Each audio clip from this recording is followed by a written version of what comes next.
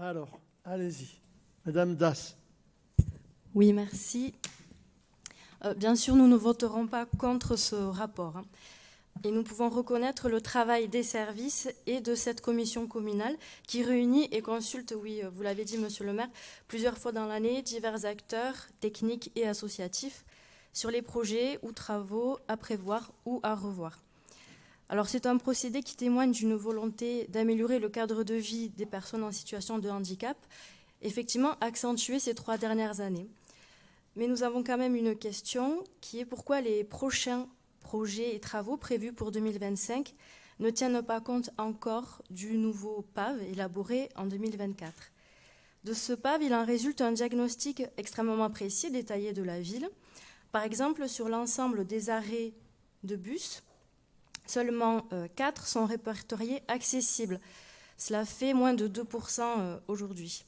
Peu sont équipés d'abribus, 27%. Et le PAV préconise en effet pour 2025, c'est une préconisation, mais de programmer des travaux d'aménagement sur des zones prioritaires. Donc je les cite, ces 4 premières priorités sont Verdun, la MDPH, l'hôpital de Tarbes ainsi que la gare. Alors cette préconisation sera-t-elle prise en compte? Et si oui, quand?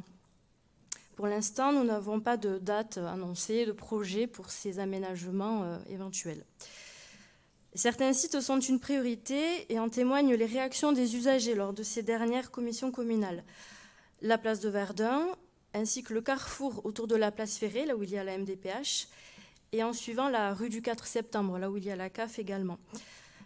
Ces endroits posent des problèmes graves encore de sécurité et d'accessibilité. Il y a une véritable attente. De nombreux aménagements ont déjà été réalisés, bien sûr, et certains, terminés en 2023, doivent encore être revus. Ils sont programmés d'ailleurs pour 2025, parce qu'ils ne sont pas satisfaisants pour les usagers. Par exemple, le boulevard Martinet. Il y a une forte attente également au niveau des logements sociaux. Alors je fais également passer ce message des usagers qui l'ont signifié. La mise en accessibilité de ces logements reste encore très difficile, sans parler de l'accès à ces logements dont les loyers sont pour certains encore trop élevés.